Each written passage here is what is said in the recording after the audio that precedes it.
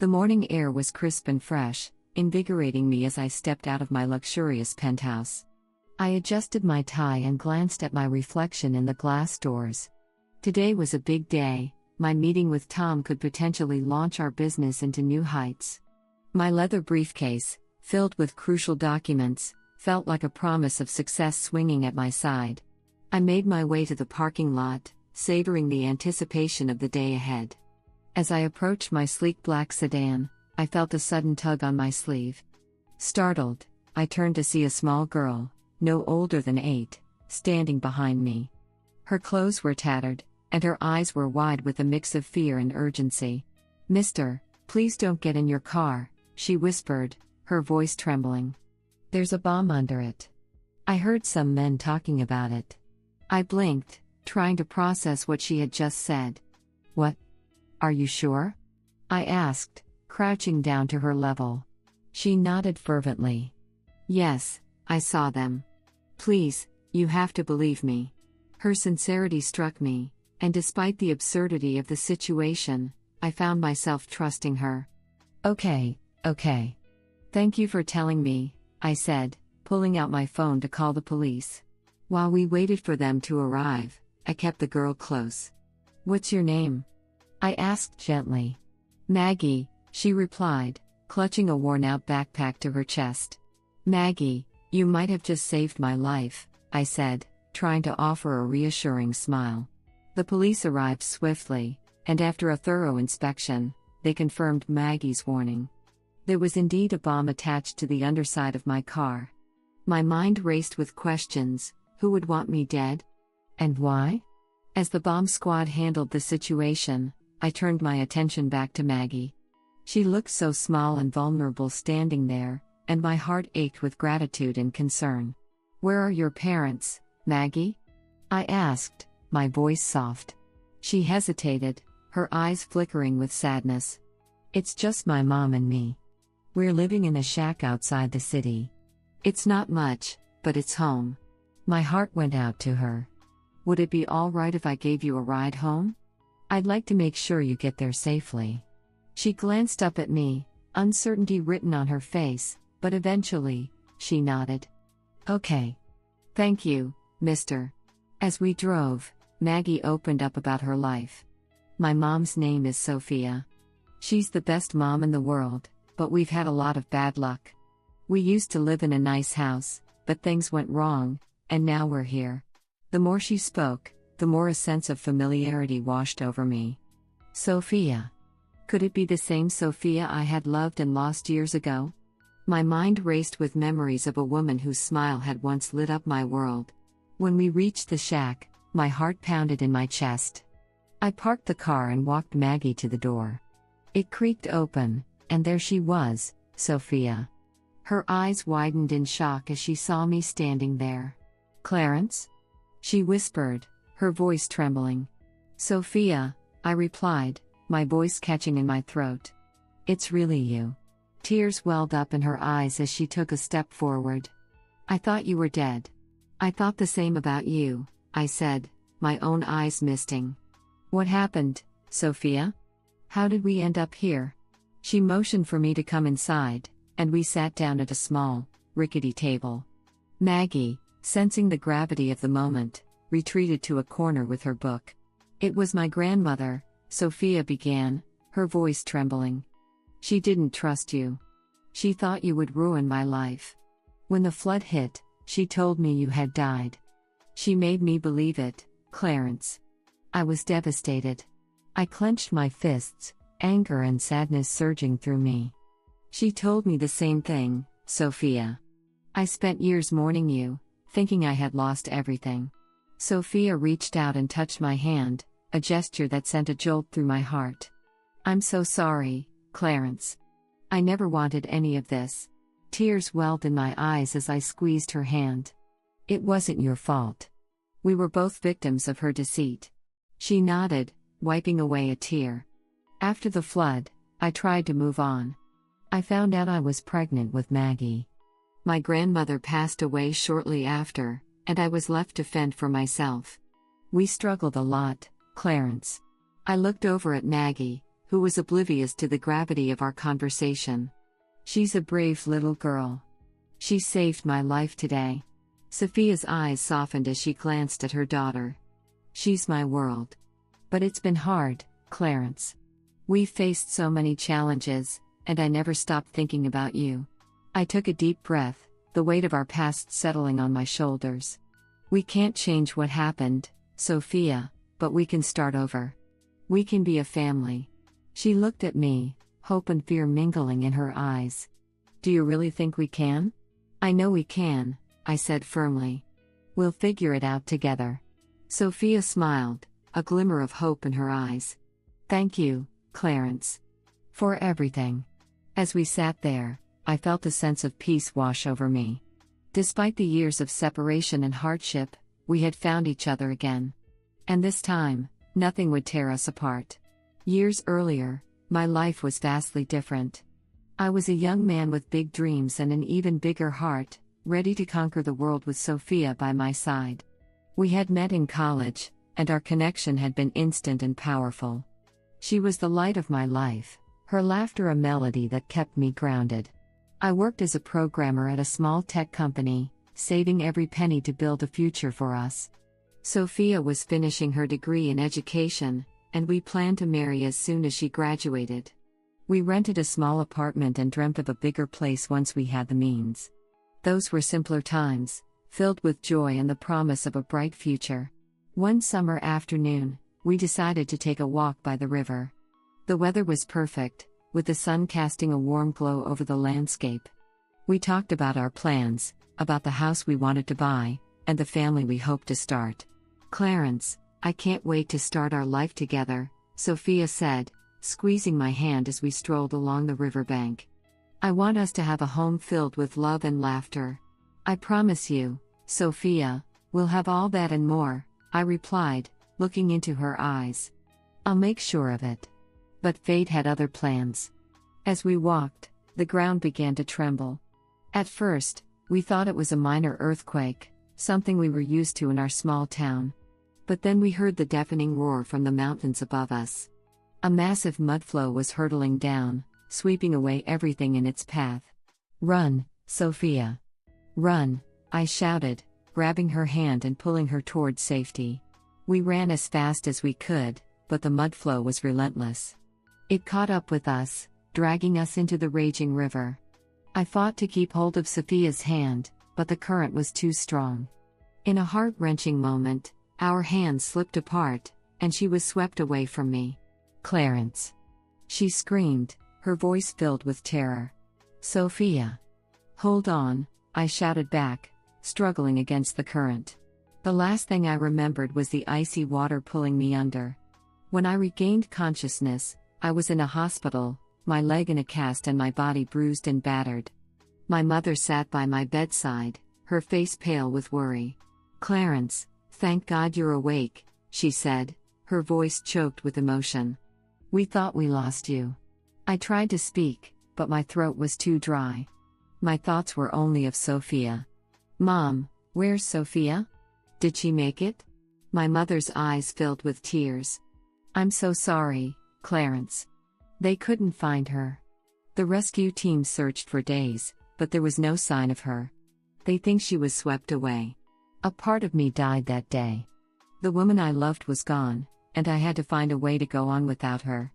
The pain was unbearable, but I channeled it into my work, throwing myself into my career to numb the heartache. Years passed, and I built a successful business from the ground up. But the memories of Sophia haunted me. I couldn't shake the feeling that something wasn't right, that there was more to the story than I had been told. I often visited the riverbank where we had last been together, searching for answers that never came. One evening, I received a call from an old friend who had stayed in our hometown. "Clarence, I think you should know something," he said, his voice serious. "I heard some rumors about Sophia's grandmother. They say she told Sophia that you were dead." My heart raced. "What are you talking about?" "People are saying that Sophia's grandmother didn't trust you," he continued. "She convinced Sophia that you had died in the flood to keep you two apart. She didn't think you were good enough for her." I couldn't believe what I was hearing. Why would she do that? We loved each other. We were going to get married. She was an old-fashioned woman, Clarence. She had her own ideas about what was best for Sophia. But you need to find out the truth for yourself. Determined to uncover the truth, I returned to our hometown. I visited the old apartment where Sophia and I had lived, hoping to find some clue, some evidence that would explain everything. As I stood in the empty living room, memories flooded back, our laughter, our plans, our dreams. I decided to visit Sophia's grandmother's house. The old woman had passed away, but the house remained, a relic of the past. As I approached, I saw an elderly neighbor tending to her garden. "Excuse me," I called out. "Do you remember Sophia and her grandmother?" The woman looked up, squinting at me. "I remember them well." "Are you Clarence?" "Yes," I replied, surprised. "How did you know?" "Sophia talked about you all the time," she said, a sad smile on her face. "After the flood, she was heartbroken. Her grandmother told her you were dead, but I always had my doubts. The old lady was very protective, maybe too protective." I felt a surge of anger and sorrow. "So, it's true. She lied to us both." The neighbor nodded. "I'm afraid so. She thought she was doing the right thing, but it caused a lot of pain." As I left, I felt a mix of emotions: anger at the deception, sadness for the years lost, and a glimmer of hope that maybe, just maybe, Sophia was still out there, alive and waiting for me. Sophia sat on the edge of her hospital bed, staring blankly at the sterile white walls. Her body ached, but the physical pain was nothing compared to the heartbreak she felt. The nurse's voice echoed in her mind, repeating the devastating news: Clarence was dead. She had been swept away by the mudflow, her love lost forever in the tumultuous waters. As the weeks passed, Sophia found herself alone in the world. Her grandmother, Mrs. Fields, was her only family, but their relationship had grown strained. Despite her grief, Sophia needed to move on, for she had discovered something that gave her a reason to live. She was pregnant with Clarence's child. The news, a bittersweet mix of sorrow and hope, gave her a new purpose. "Grandma, I need to talk to you," Sophia said one evening, her voice trembling as she stood in the small, dimly lit kitchen. Mrs. Fields looked up from her knitting, her eyes narrowing. "What is it, Sophia?" "I'm pregnant," Sophia announced, her hand instinctively moving to her still flat stomach. The old woman's eyes widened in shock. "Pregnant? With his child?" Sophia nodded. "Yes, Clarence's child. I want to keep the baby, Grandma. It's all I have left of him." Mrs. Fields sighed heavily, setting her knitting aside. "Sophia, you're too young to raise a child alone. And without Clarence. It's going to be hard." "I know it will be hard," Sophia replied, her voice firm. "But I have to do this. For Clarence, for our child." The months that followed were a whirlwind of challenges. Mrs. Fields' health began to decline, and Sophia took on the responsibility of caring for her grandmother while preparing for the arrival of her baby. Money was tight, and the small inheritance left by her parents was quickly dwindling. As her pregnancy progressed, Sophia began to realize that staying in their small town, filled with painful memories and constant reminders of Clarence, was not an option. She decided to move to the city, hoping to find better opportunities and a fresh start for herself and her child. With a heavy heart, Sophia sold their family home and used the money to rent a modest apartment in the city. It was a far cry from the dream house she and Clarence had planned, but it was a start. She gave birth to a beautiful baby girl she named Maggie, a tribute to the strength and resilience she hoped to instill in her daughter. The years that followed were marked by struggle and sacrifice.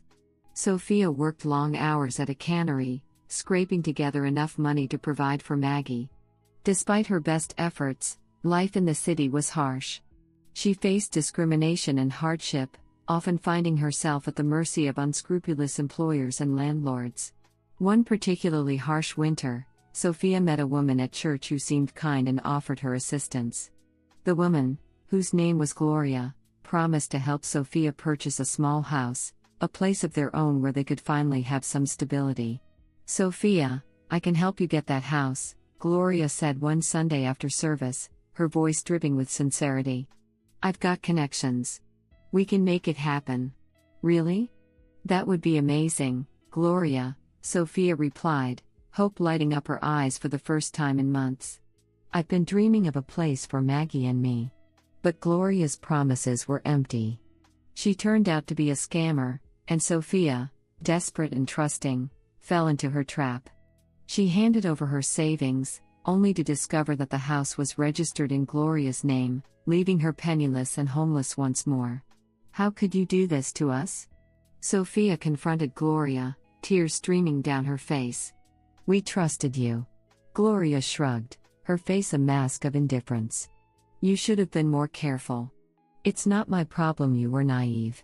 With nowhere else to turn, Sophia returned to the church, her faith the only thing sustaining her. There, she met an old man named Ben, who offered her a place to stay, a dilapidated shack in a remote village. It was far from ideal, but it was a roof over their heads. Thank you, Ben, Sophia said, her voice choked with gratitude. I don't know what we would have done without your help. Don't mention it, Sophia, Ben replied kindly.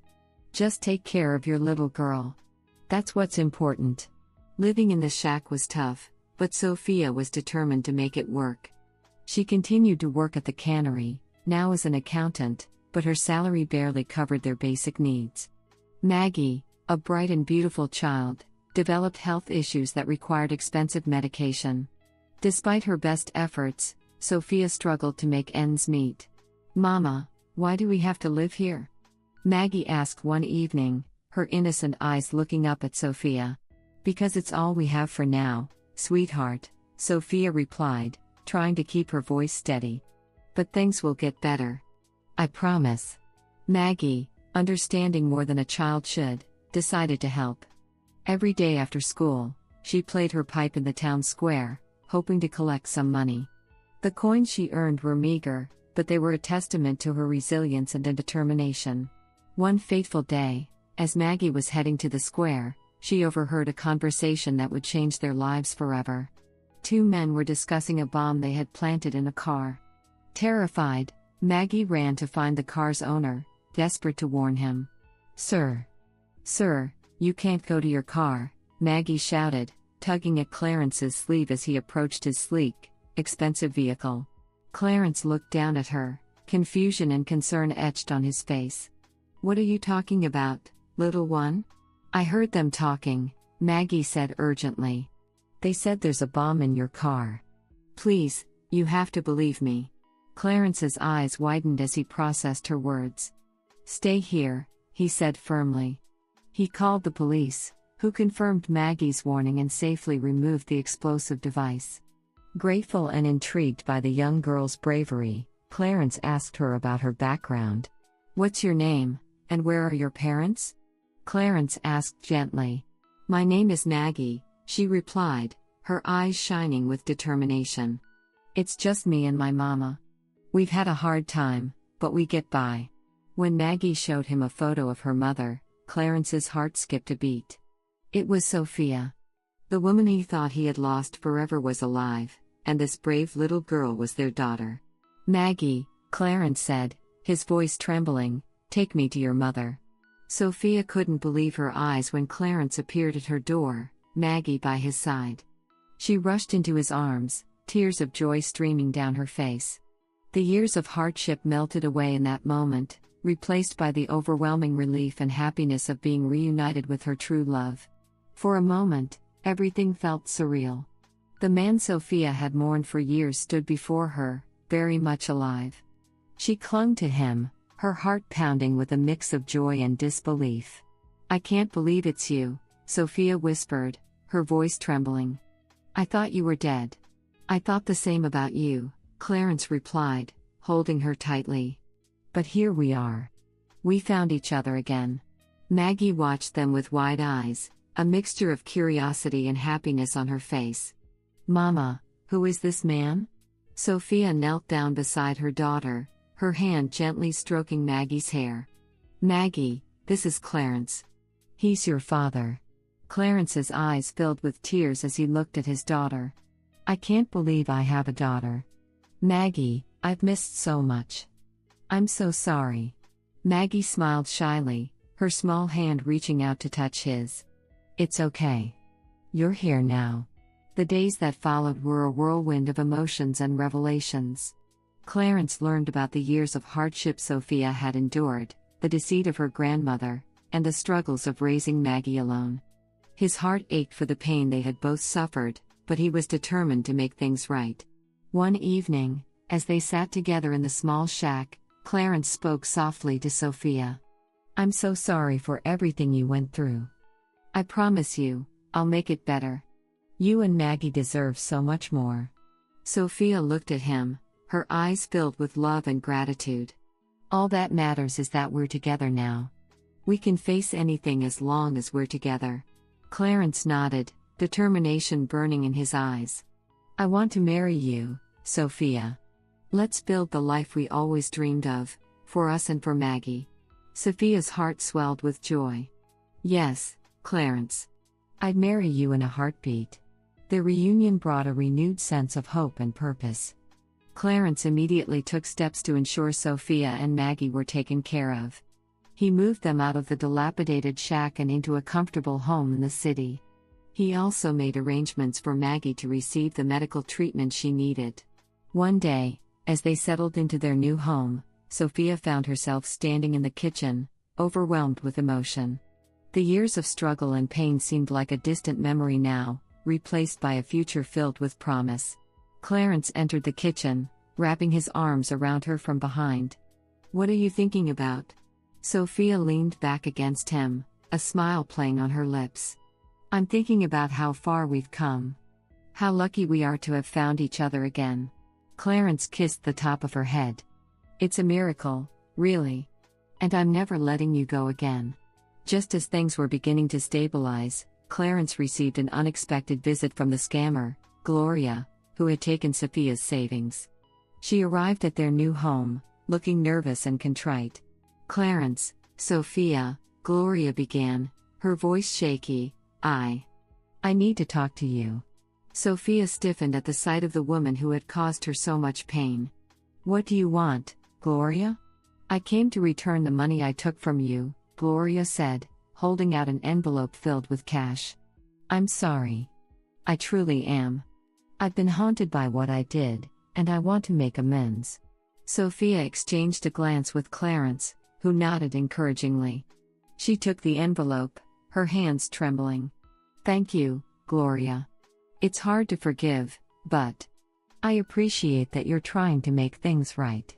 As Gloria left, Sophia felt a sense of closure wash over her. The money would help, but more importantly, it was a step towards healing the wounds of the past. One sunny afternoon, Clarence, Sophia, and Maggie visited Mrs. Field's grave.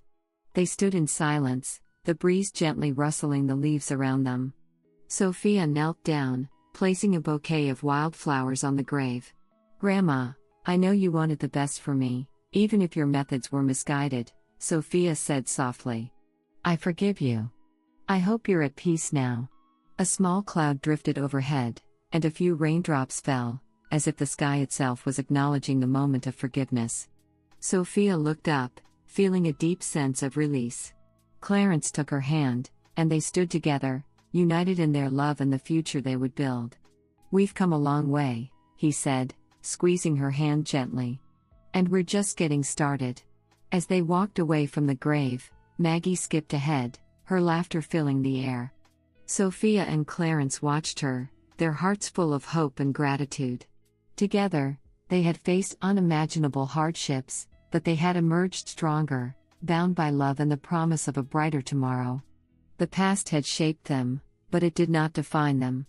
Their future was theirs to create, and they would do so with all the love and resilience they had gained through their journey. If you like this story, please subscribe, like, click the bell, and leave a comment. Thank you in advance.